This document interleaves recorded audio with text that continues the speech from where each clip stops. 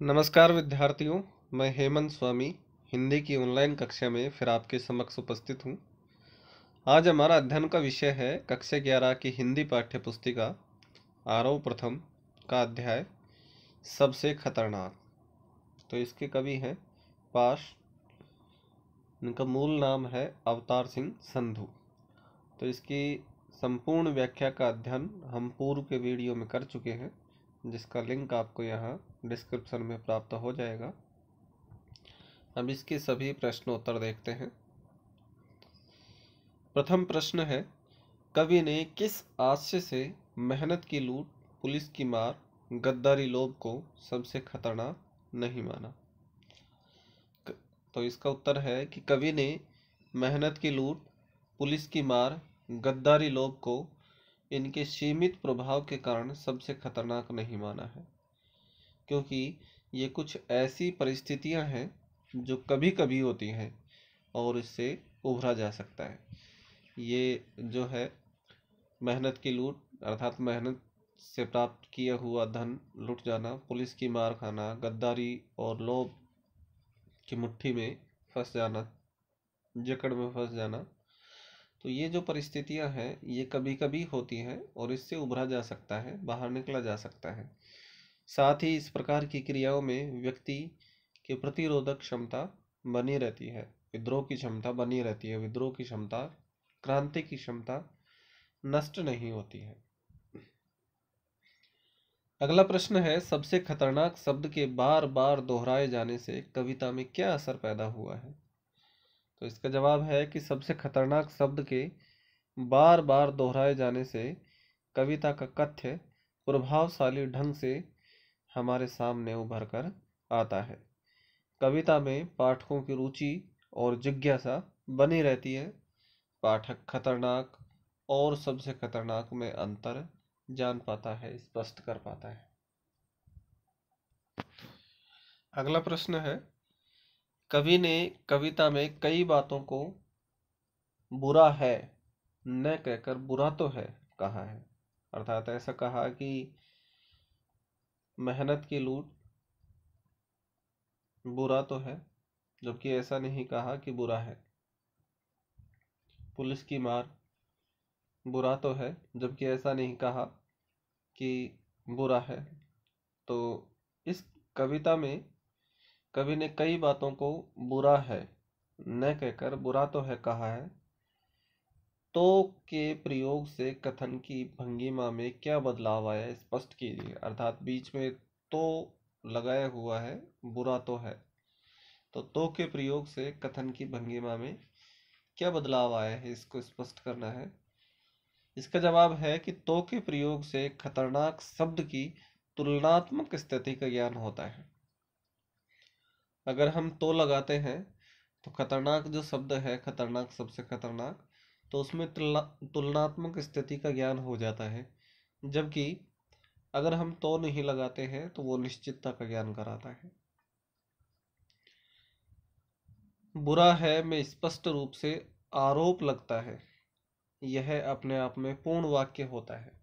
तो ये पूर्ण हो जाता है, स्पष्ट हो जाता है, आरोप लग जाता है कि वह बुरा है। और तो लगने से उसमें तुलनात्मक अध्ययन किया जा सकता है। इसमें बताया है कि यह बुरा है में आरोप लगता है, यह अपने आप में पूर्ण वाक्य हो जाता है, इसमें सुधार की कोई गुंजाइश नहीं रह सकती। बुरा तो है यह कहकर हम बात आगे बढ़ाते हैं, पाठक के मन में जिज्ञासा उत्पन्न करते हैं और अधिक जानने के लिए बाध्य करते हैं। इस प्रकार से यहाँ तो की भंगिमा में बदलाव आया है।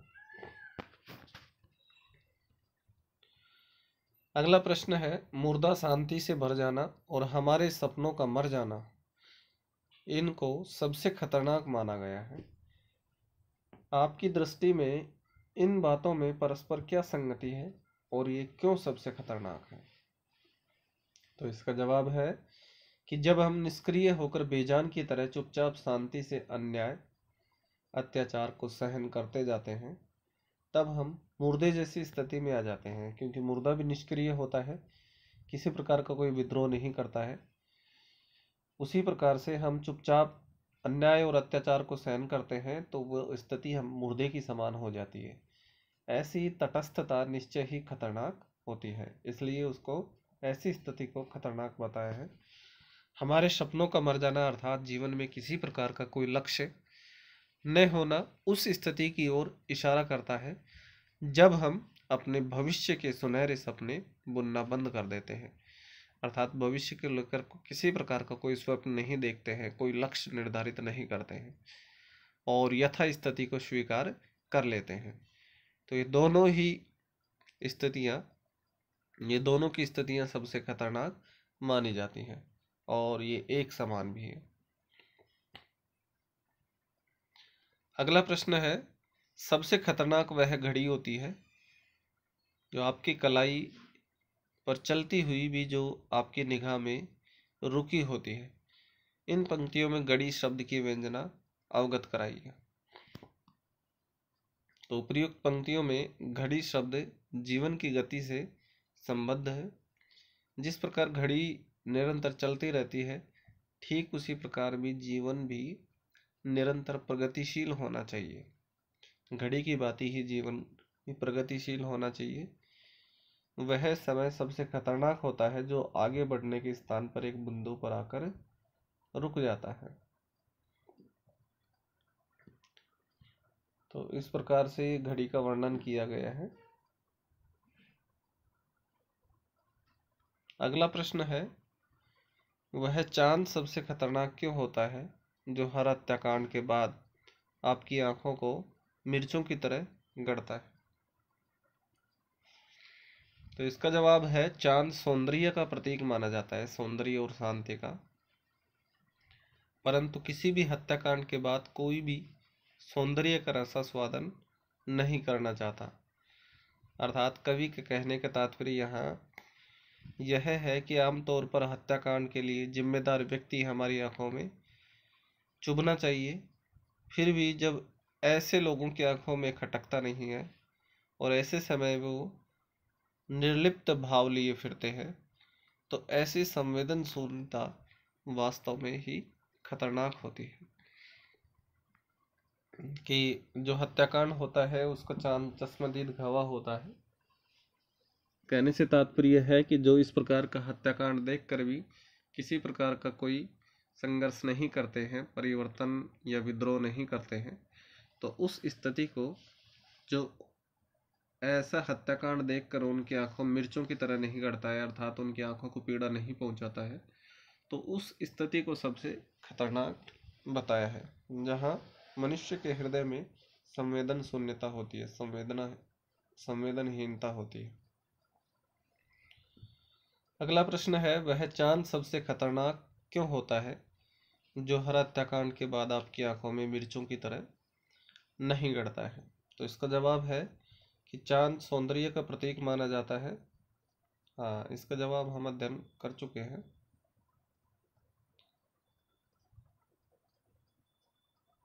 ये 2 बार टाइप हो गया है। अगला देखते हैं, कवि ने मेहनत की लूट सबसे खतरनाक नहीं होती से कविता का आरंभ करके फिर इसी से अंत क्यों किया होगा? तो कवि मेहनत की लूट सबसे खतरनाक नहीं होती से कविता का आरंभ करके फिर इसी से अंत खतरनाक और सबसे खतरनाक स्थिति के अंतर को बताने के लिए किया होगा कि इसमें खतरनाक क्या है और सबसे खतरनाक क्या है। कवि द्वारा उल्लिखित बातों के अतिरिक्त समाज में अन्य किन बातों को आप खतरनाक मानते हैं? तो कवि द्वारा यहाँ वर्णित या उल्लिखित बातों के अतिरिक्त समाज में निम्न बातों को हम खतरनाक मानते हैं, जैसे बाल मजदूरी है, यह भी खतरनाक है,